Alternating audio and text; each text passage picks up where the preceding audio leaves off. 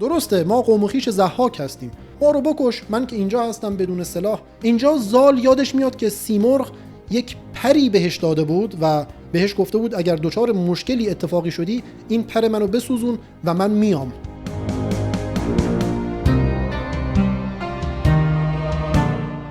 دیدیم که سام نامه‌ای برای منوچهر نوشت و اون رو به دست زال داد تا خود زال این نامه رو به منوچهر برسونه و درباره ازدواجش با رودابه با پادشاه صحبت کنه.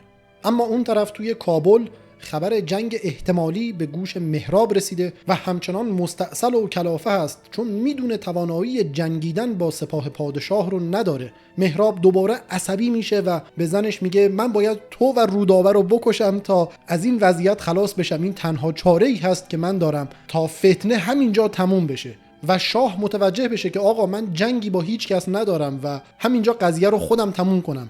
اینجا دوباره زن مهراب شوهرش رو آروم میکنه و بهش میگه من خودم شخصا پیش سام میرم و باهاش صحبت میکنم و اونو آروم میکنم، فقط ازت میخوام که هر گنج و هدایایی که من ازت میخوام به هم بدی تا اونا رو پیش سام ببرم. در واقع قسمت مالیشو تو تأمین کن، قسمت اداریشو من انجام میدم. مهراب هم موافقت میکنه.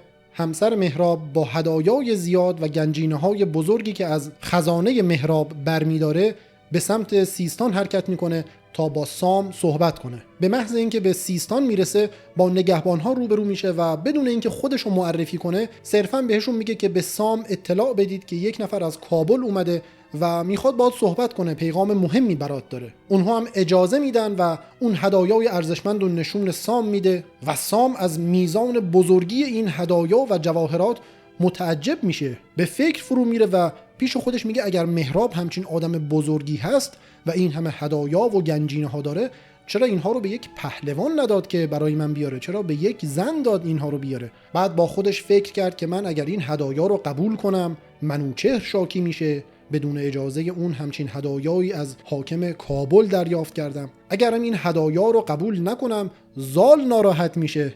سام هم یک زرنگی به خرج داد و گفت این هدایا اصلا مال پسر من هست، مال زال هست، ببرید و به زال بدید. بعد رو کرد به زن مهراب و گفت تو کی هستی و چه جایگاهی توی کاخ مهراب داری و راستشو بگو زال و رودابه کجا هم دیگر دیدن، چه جوری عاشق هم شدن، چه داستانی بین اونها بوده. زن مهراب قبل از اینکه خودش رو معرفی کنه اول امان خواست که سام بهش آسیبی نرسونه و سام هم بهش تعهد داد، دستش رو گرفت و بهش تعهد داد که من به تو آسیبی نخواهم زد. و بعد هم اون زن خودش رو معرفی کرد، گفت من مادر رودابه هستم، من زن مهراب هستم. درسته ما قوم و خویش ضحاک هستیم و الانم اینجا هستم که ببینیم تکلیف چیه، اگر گناهی از من و مهراب سر زده ما رو بکش، من که اینجا هستم بدون سلاح، دیگه چه کار به کابل داری و اهالی کابل رو چرا میخوای اذیت کنی؟ سام هم که درایت و ادب و بزرگی اون زن رو دید بهش جواب داد که من هم همین نظر رو دارم و حتی نسبت به ازدواج هم موافق هستم. همین الانش هم یک نامه نوشتم، اون رو به زال دادم و اون نامه قراره به دست منوچهر برسه تا موافقت پادشاه هم کسب بشه. بعد هم ادامه داد این عروس اژدهازاده ما کجاست؟ نمیخوای این نشون ما بدی ببینیم این همه دردسر به خاطر کیه؟ زن مهراب هم که دید همه چیز آروم شده یک نفس راحتی کشید و سام رو دعوت کرد به کابل و گفت تشریف بیارید به کاخ ما، هم عروس رو ببینید هم به ما افتخار بدید. سام هم لبخندی زد و دعوت رو پذیرفت و گفت برگرد به کابل و بساط مهمانی رو آماده کن که ما داریم میاییم. در واقع اینجا داره نشون میده که نه سام مشکلی با این ازدواج داشت نه مهراب، اما میترسیدن و حاضر نبودن با هم روبرو بشن و این مسئله رو حل کنن. این همسر مهراب بود که پا پیش گذاشت و با درایت خودش این چالش رو حل کرد. الان توی پایتخت به منوچهر خبر دادن که زال اومده، از پیش سام اومده، یک نامه‌ای همراهش هست. زال رو به دربار راه میده، زال میاد یک تعظیمی میکنه، منوچهر تحویلش میگیره، احوال پرسی ازش میکنه و نامه رو ازش میگیره و از محتوای نامه خبردار میشه. بعد هم رو میکنه به زال و میگه من هنوزم با این ازدواج مشکل دارم و دلم صاف نیست، اما به خاطر تو و به خاطر سام من موافقت میکنم. بعد هم زال رو روانه میکنه که یک استراحتی بکنه. در همون حال منوچهر همه ستاره شناسا و دانشمندا رو جمع میکنه تا یک طالع بینی انجام بده، دقیقاً مشابه اون کاری که سام انجام داد. و این دانشمندا هم دقیقاً همون نظری رو میدن که ستاره شناسان به سام گفته بودند.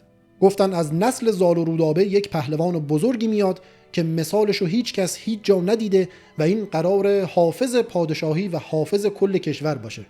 منوچهر هم به ستاره شناسا تأکید میکنه که این خبر رو جایی نگید، همونطور که سام این خبر رو به کسی نگفت. با اینکه از آینده این ازدواج خبر دارن، اما این خبر رو به کسی نمیگن. روز بعد زال رو دعوت میکنن، در حضور دانشمندان اون مجلس مینشونن و ازش سوالات علمی میکنن تا ببینن هوش و ذکاوت زال چطور هست. دانشمندا یکی یکی سوالات پیچیده علمی تخیلی میپرسن از زال و زال هم به همه اونها جواب میده و به این ترتیب نشون میده که آدم دانشمند و فاضل و دانایی هست. روز بعد همه پهلوانان و جنگاوران رو دعوت میکنه و یک آزمون رزمی از زال میگیره تا ببینه قدرت تیراندازی و جنگاوری و کشتی گرفتن و دلاوری زال چطور هست. زال از این آزمون هم موفق بیرون میاد و دیگران رو دچار حیرت میکنه و میگن این اصلا انگار آدمیزاد نیست، یک هیولایی هست و کسی نمیتونه اینو شکست بده. منوچهر هم آفرین گفت و به نوعی خیالش راحت شد که زال شایستگی جانشینی پدرش رو داره. بعد هم جواب نامه سام رو نوشت و گفت من با همه آرزوهای زال موافقم. زال پهلوان بزرگی هست و مطمئناً از نژاد زال و رودابه هم پهلوان بسیار بزرگتری به دنیا خواهد آمد. زال هم جواب نامه رو گرفت و خوشحال و شاد به سمت سیستان حرکت کرد. خبر این نامه زودتر از خود نامه به کابل میرسه. مادر رودابه خیلی خوشحال هست، به دخترش میگه آماده مراسم عروسی باش، همت بلندی کردی، آدم درستی رو انتخاب کردی و الان هم نتیجهشو داری میگیری و به نوعی الان دیگه وقت شادباش هست و همه اون قصه ها و استرس ها تموم شد. کل کاخ مهراب رو آماده عروسی میکنن، رودابه رو آرایش میکنن، ساقدوش ها رو میارن و به طور کلی با یک تجملات گرانبها کل کابل رو آماده جشن عروسی میکنن. زال هم از اون طرف با سرعت از پایتخت به سمت سیستان اومده، جواب نامه پادشاه رو توی دستش داره. انقدر خودش رو سریع به سیستان رسوند که فرصتی برای استقبال پیش نیومد و خود سام یک نفری به استقبال زال میره و براش تعریف میکنه که مادر رودابه پیش من اومده بود، اما داستان رو به صورت کامل برای زال تعریف نکرد که خواستگاری کردیم، جواب مثبت دادیم به هم دیگه. در همین حد گفت که یک خانمی اومد و در مورد دخترش صحبت کرد و حالا چه جوابی بدیم.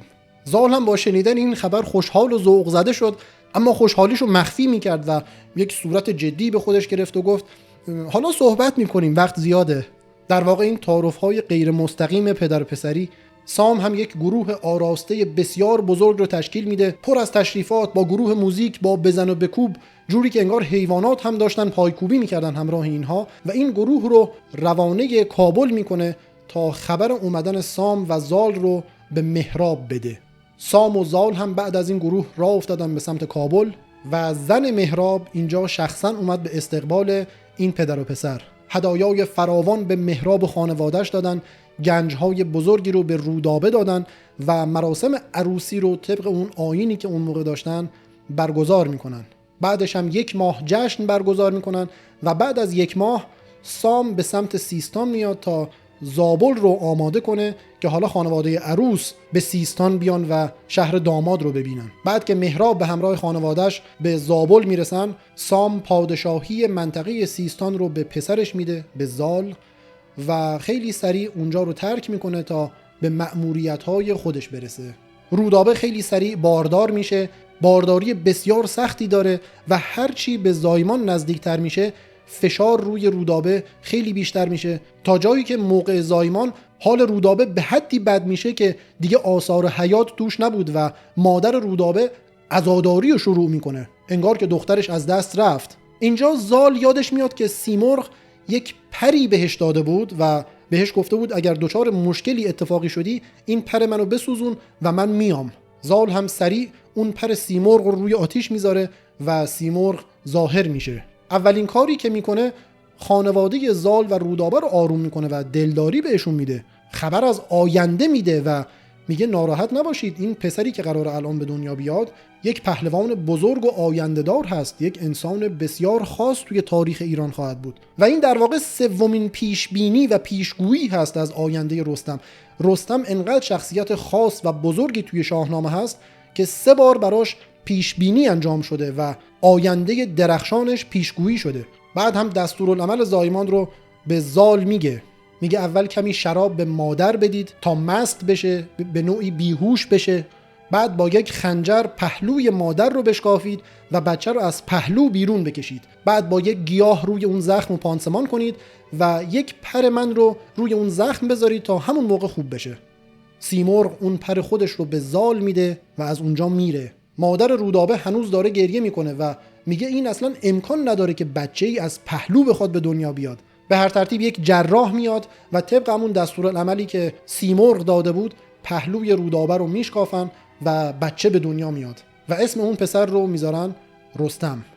در واقع طبق ادعای شاهنامه اولین سزارین تاریخ برای رستم انجام شده، از بس که بزرگ و درشت بود. رستم کم کم بزرگ میشه، وقتی هنوز در سن شیرخواری است 10 تا دایه بهش شیر میدن و وقتی که از شیر میگیرنش به اندازه 5 تا مرد بالغ غذا میخورده، انقدر که درشت و قوی هیکل بوده. وقتی به سن خردسالی میرسه سام تازه از مأموریت برمیگرده تا برای اولین بار نوه خودش رو ببینه. رستم رو سوار یک فیل میکنن و اون رو به سمت سام میبرن. سام با دیدن نوه بزرگ اندام خودش هیجان زده میشه، خدا رو شکر میکنه و به نوه خودش سلام میکنه. رستم هم با اینکه یک خردسال هست اما با خوش سر و زبونی و با ادب جواب پدر بزرگشو میده و اینجا میفهمن که رستم فقط اندام پهلوانی نداره بلکه ادب و منش بزرگوارانه ای هم داره. سام میاد، همه دور هم جمع میشن، یک مجلس جشن و شرابخواری برگزار میکنن.